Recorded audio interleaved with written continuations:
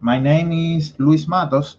I'm system engineer, Xamarin certified. I have an agency. I do a lot of talking about Xamarin, Azure, and all of those things. If you want to see content about Xamarin, you can follow me on my social media, Twitter and LinkedIn. I have lot of content there, and also I'm sharing a lot of content there. Today we are going to talk about code quality and performance for Xamarin and Xamarin.Forms. But first I need to tell you that I don't have enough of time to show you all the things that I have here. So what that means, that we are just um, I'm going to show you all the tips that you need to follow in order to have code quality and performance in your application. But we don't have enough time to detail all of those tips. But I'm going to write a blog post, but I don't know if it's going to be this weekend or it's going to be the next weekend because I'm really busy this weekend. But you are going to have it. So if you want to read that post or you need something, follow me on social media and you will have the content there. That's an extra content because I'm going to share all the resource that I'm going to use here. You will see it. Um, okay, what I have as a talk, I have a recopilation of all the best practice tools, techniques, and so on that you need for having a performant Xamarin application. If you are new in this world, just let's start talking about Xamarin. Xamarin is an open source platform for building modern and performing application for iOS, Android, and Windows with .NET. Xamarin is an abstraction layer that manage communication of shared code with the underlying platform code. Can I say? But when we talk about Xamarin, we have two approaches that we can follow. One of them is Xamarin traditional or Xamarin classic, as some people call it. With this approach, we can write code, logic code, once and share it across your Xamarin Android, Xamarin iOS, and Windows application or project. And those separate projects, you are writing code in those separate projects, you are writing code that is specific for that platform, and you have access to their native API. That means that anything you can do with, I don't know, Object C, Swift, Java, you can do it with C Sharp and Xamarin. Anything. In the other hand, we have Xamarin.Forms. Xamarin.Forms is a UI framework that allows developers to build Xamarin iOS, Xamarin Android, and UWP application from a single shared code base. We have different approaches. We need to know that before we start. So let's start. We have the performance, the base, what you need to know at the beginning, what you need to know before you go deep. In this session, it doesn't matter what level you have. I promise you that you will learn something today, right? Okay, if you have a brand new app, be smart at the beginning. You need to be smart at the beginning. The first thing is making a good architecture choice. So You need to pick a good MVVM framework like Prism, React UI, MVV Lite, Fresh MVVM, and so on. But you you can use what you like. Doesn't matter. But pick a good MVVM framework. Another thing is if you are going to use database, make sure that you have a good repository partner. If you are new in the Xamarin.Forms world, or if you have a small project, you can use Shell. Shell can be a good option because you will have probably all the tools that you need to work with in an easy way. Also, you can pick dependencies wisely. Don't go too heavy with dependencies. Try to make your app light and snappy. And you need to add a unit test project or at least a mock configuration. This is because you need to have a way to test your project, a way that tell you like, hey, it's happening something, right? And okay, I have this hashtag Xamarin.Performance. Um, in each, in this session, I have well, in this talk, I have separate sections in the presentation. In each section, I'm going to share the resource that I use for accomplish these steps that I'm sharing with you. So, if you want to share your tips in that session, you can do that with the Xamarin.Performance hashtag, right? And I'm going to read it at the end of that session. I have the application right here on Twitter. Okay, if you already have an app, be smart for the long term.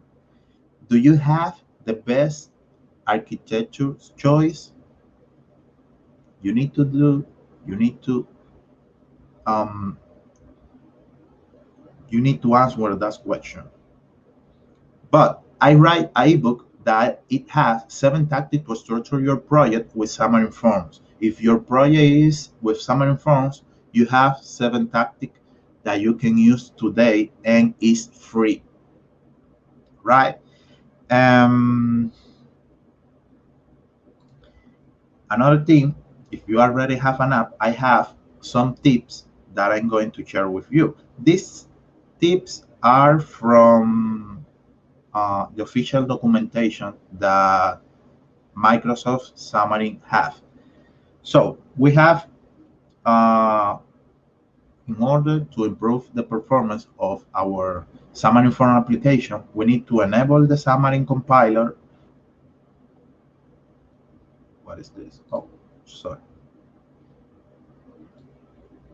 We need to enable the Xamarin compiler, use compile binding, and use fast render. These options are enabled by default, but for other solution, you need to enable them manually.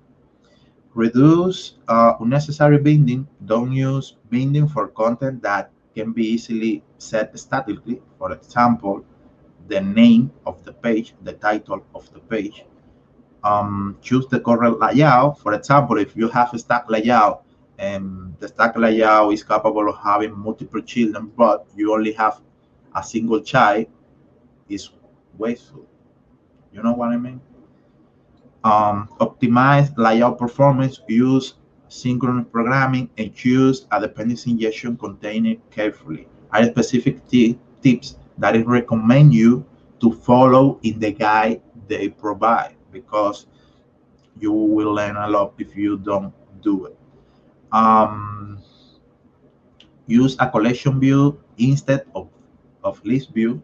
Collection view is more flexible and performant than the list view, so it's better. If you are using a list view because something happened, be sure that you optimize the performance with initialization, scrolling, interactions, reduce the visual tree size, reducing the number of elements of a page will make your page that render faster and reduce the application resources dictionary size. SAML that is specific to a page shouldn't be included in the application resource dictionary in the general, in the app SAML, right? Because the results will be parsed at the application startup instead when you need to use it on that page, right? So don't overload the resources dictionary. Creating app with Xamarin.Forms examples and tips. I wrote an article talking about this topic. Um, in this article, I talk about the three pillars to develop better application that are your app, the purpose of your app, and the developers. Also, I give you some general tips for increasing your application performance. In the performance section, I give you some resources that you can check. Also, an important tip, avoid using relative and absolute layout as much as you can, please. You will have all the resources in that post. In the same post, Um, I give you some tips for Visual Studio and some tips that help you to choose the best MVVM framework for your needs. In the same way, you have three tips for your SAML and C# project. And I have a lot of tips lot of tips there. So go check it. Here's the first resources for the performance, the base. I'm sharing with you the Xamarin Mobile Resource Library that I have in my blog. You can see it here. The improved Xamarin.Forms and performance. Here's the link that you can see all of those tips that Microsoft give you, and the sample tip from creating application in Xamarin.Forms. And also, I don't have any people talking, but remember, if you want to add something in that session, you can do it with the hashtag Xamarin Performance. And also, if you can, use the CHAR live show hashtag too. So let's talk about performance and optimization. Um, I know that, okay, we have an startup performance checklist. I know that this list is small, but think about it, and I promise you that you will see the results immediately. Don't start all the service that you have in your application right at the beginning. Use lazy load as possible. Don't download all your data on the startup. And think about user experience. When you talk about, we are going to see all of those steps later. But when you talk about data, use your data when you need it. You don't need to download them together, right? Okay. Here we have a release configuration for Android. So enable your layout compression, enable startup tracing on Android. Here you have an example of linking. Set your linking settings. If your app is for release, you can do it with link SDK assembly, with link all, and it's going to depend of your needs. You also will have a post talking about it. But for release configuration, you have link all SDK and user assemblies. And also, if you have some projects, some building project, you can enable linker save. I'm going to write a post talking about this because I think there is a few documentation for this. Mm, We will see. Follow me in social media and see what we can do. Use Android app bundle. It have a better security and is better than the APK. Sorry. For iOS, we have the LLVM optimization compiler. Enable that in iOS. So all the resources for the release configuration, you can see it here. Take a screenshot.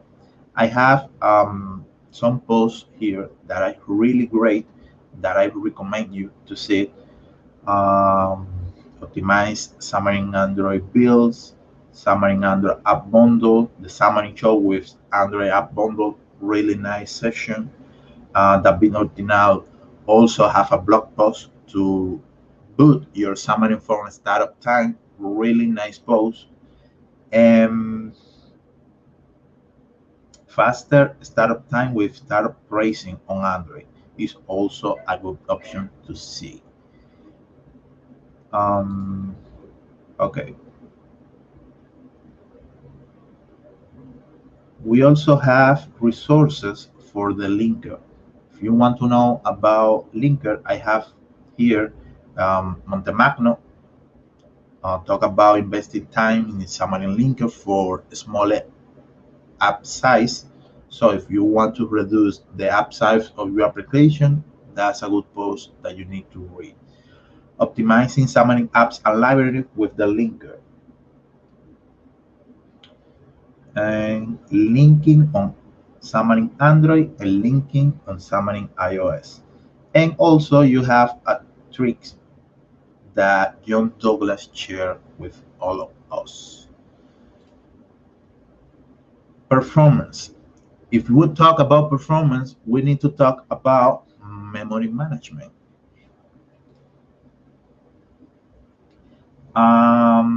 Let's talk about event handlers.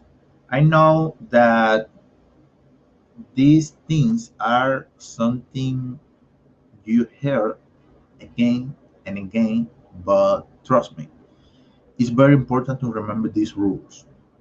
Just remember, as a general step,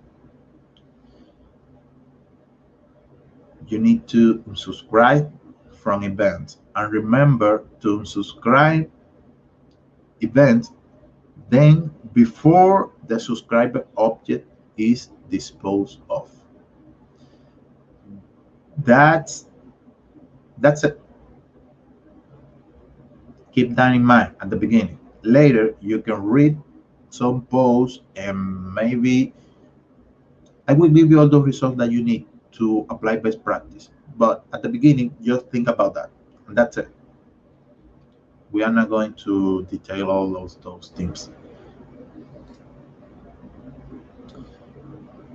Prevent immortal object with reference. In .NET, any normal reference to another object is a strong reference, right? And that's it. When you declare a variable of a type that is not primitive or value type, you are declaring strong reference. For example, here we have object A. Let me use this. We have object A and object B that have a strong reference to each other, right?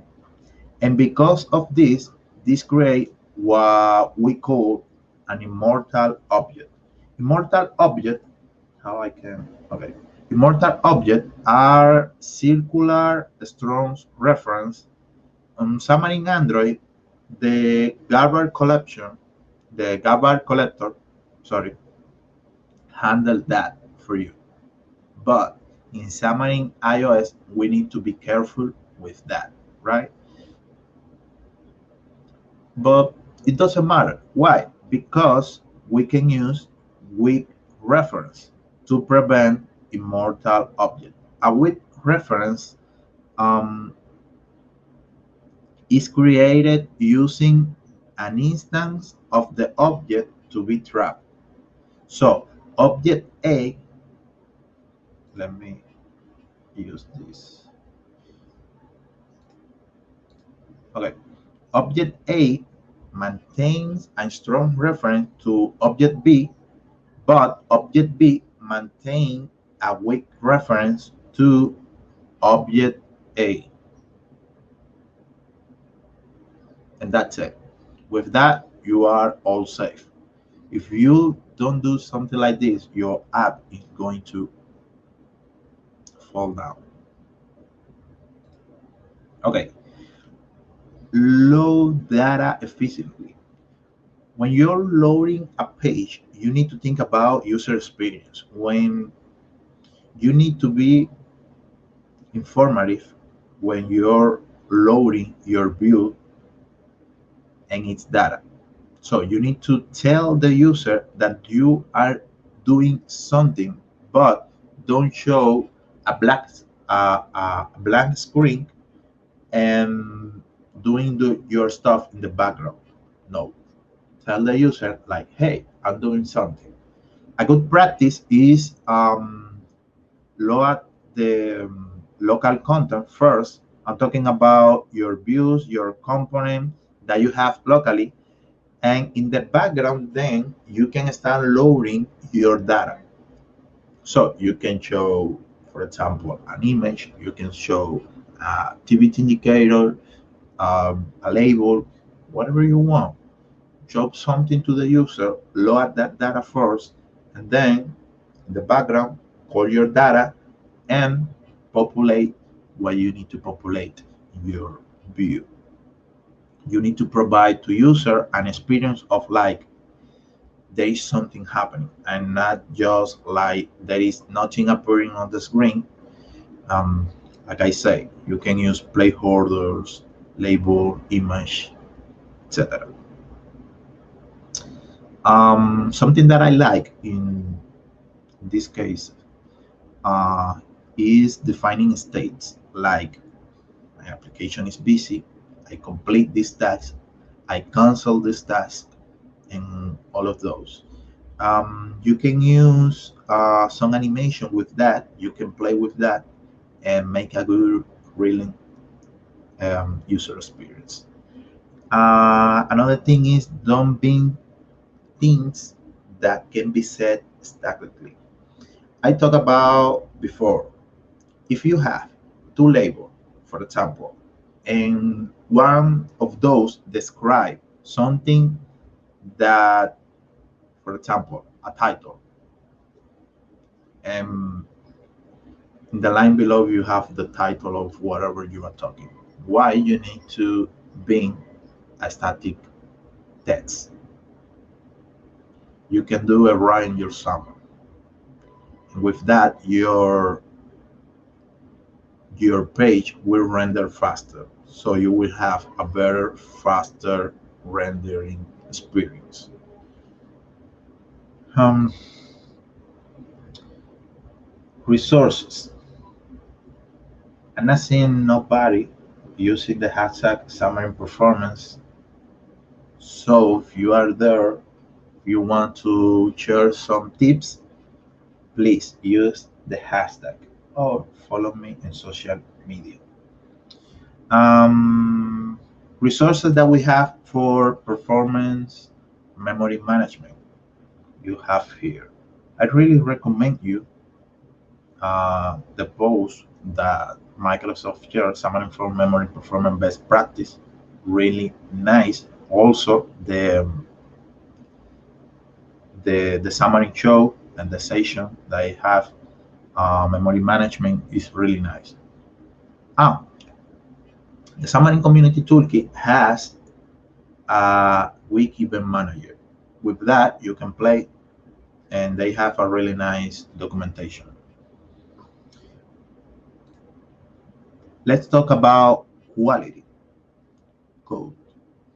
Okay. Um, I wrote a post talking about async, await, and task best practice. Async await is one of those topics that you feel you like, you know a lot, but then you don't. The reality is that there are a lot of different ways to use a single way, and that's part of the problem. So in the article, I give you some tips like how to invoke tasks, how to await multiple tasks, and what you need to know about threads. And for tasks, you have tips like how to return tasks. Maybe it sounds basic, but read the post. Read it. Avoid using void method in order to know the state of the process that you have with your method, and how to return tasks inside a try catch or using block. There are confusion in these kind of things. So read the post, please. I really recommend you to read the post. Believe me. Um, Also, I have tips for Xamarin.Forms and some plugins and extensions for Visual Studio that you can use. A really nice post. I'm talking to you. In There is some kind of steps that the effort that you need to do is really small. Please read the post. Um, I also write uh, an article talking about global error handling in Xamarin.Forms. Many times we may encounter unhandled exceptions that are very difficult to detect and log. And you must do so in order to handle error in your application. You need a way to know what happened with your application, why your application doesn't work in the way you want to work. So there are global handlers in each application that allow you to receive notification of exceptions that you haven't handled elsewhere. That's a really nice post. I recommend you to read it. Not because I read it, no. Believe me, I do a lot of consultancies and this helps a lot. I will also write an article called Run Safe Tasks and Command Wrapper in Xamarin.Form. When we work with tasks and commands, most of the time we do common implementation of some scenarios where we use repetitive code. For example, it's busy, a try catch for a method that you need to know what happened there, if something happened, a login, etc. The idea is to make a wrapper that allows us to store all of this logic for us and reuse that with tasks in common. Um, I have there some really nice tips that you can check over there.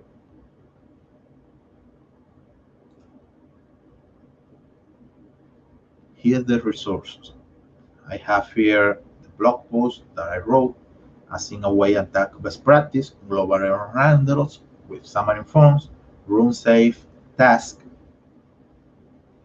and command wrapper in Xamarin. I didn't talk about the plugin because it's an extra, but I built a plugin that is called plugin validation rules that if your application have entries from users, believe me, this plugin is going to be useful in the long term, really useful, even though if it's not a long-term application. See it.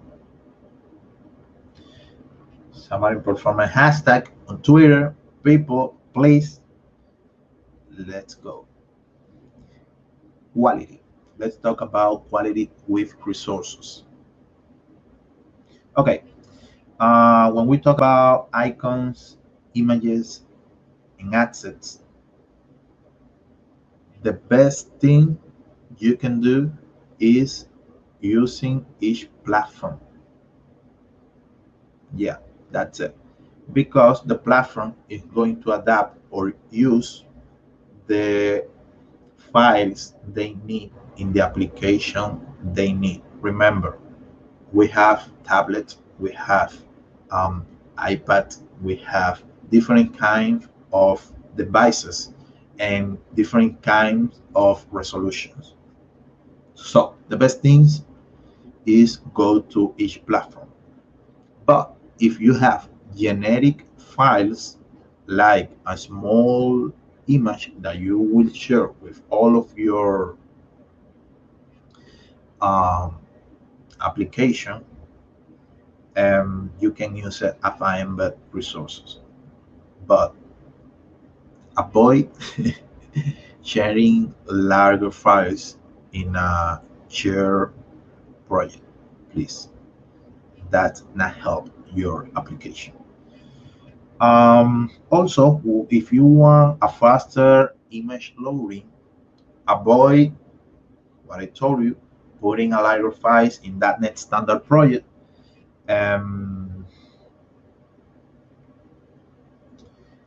if you want to load resources from the web, don't do it for fundamental resources that your application has. For example, loading icons and all of these things. You can have it in your application. Avoid that. And consider using Glide X for Android and Nuke for iOS. Um, one line of code that will help you to load faster images. I'm not kidding with those libraries. And if you need to use images frequently, you can catch them with FFMatch loading. That's a library too. Here the resources for what I show you. Um, mm, mm, mm. Let's see, Xamarin.Performance hashtag. Did it? Okay.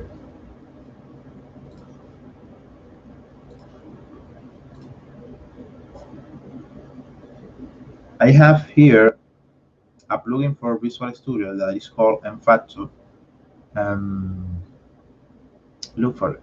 It's really nice. And also, I give you, if you are using shared images, if you want those images to be in each platform, you have a really nice plugin that is called Research Dicer MT. Really nice. You can see it. Let's talk about quality, but quality with dependencies. I don't know if you like this kind of session because I'm just telling you the tips that you need and sharing the resource that you need. But we don't have time to detail all of those tips and we need to cover a lot of tips.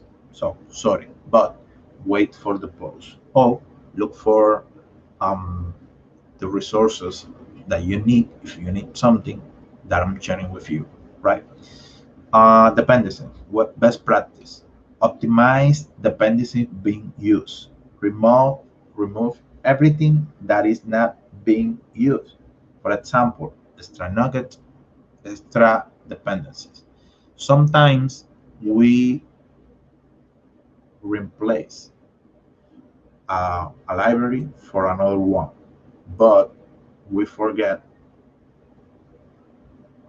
we forgot that we need to remove the library that we used before. That's a common scenario. So try to remove everything that you are not using. And also, you can set your Nugget Package Manager option to use package reference as a default. Do it. For this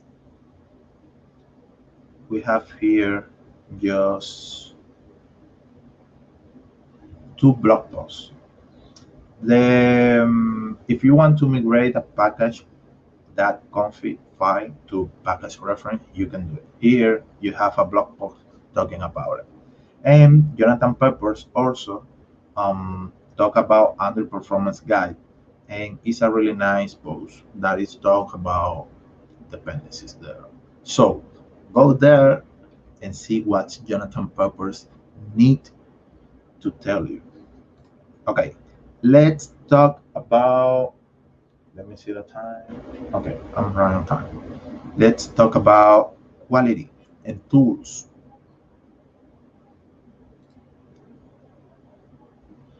When we want to get all sort of useful data from our app is when we need to use Profiler. Profiler help us look for memory leaks, large images, large objects, wide scope, cross-reference, contents to prevent the garbage collector from working properly. It helps us to measure startup time, um, operation time, memory consumption, CPU profile, and so on. It helps you a lot, and it's going to give you a lot of data that you can use to help your application to be better, right? You have some profiler option that you can use in case no one knows. I know that profilers is one of those teams that not most developers use, but it will increase your application performance a lot. Use them. You have the Xamarin Profiler, of course, you have Xcode Instrument, and you have Android Studio Profiler. You have those three options that you can use.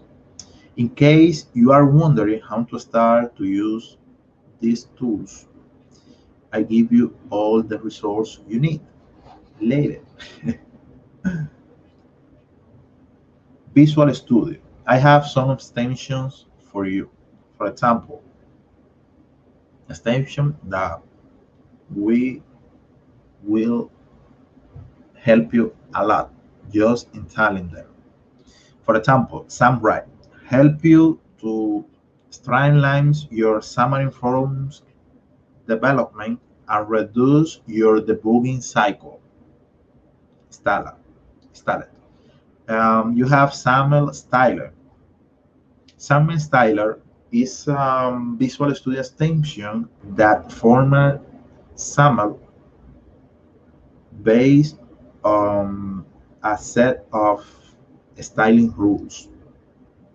So if you are working in a team with this extension, everybody will have the es- the XAML style code in the same way.